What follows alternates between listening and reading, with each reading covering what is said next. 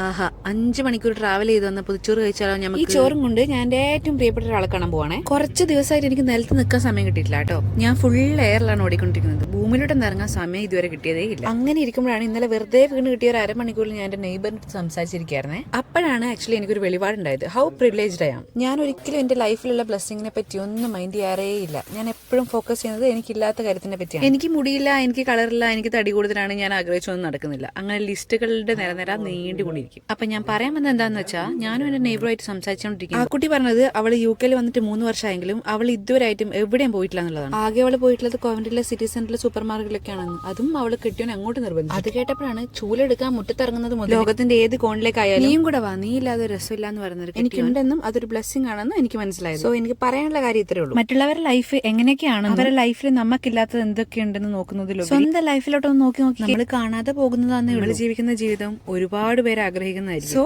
count your blessings, be happy in your life. അപ്പൊ ഇന്ന് അത്രേ ഉള്ളൂ. ടാറ്റാ. In 200 yards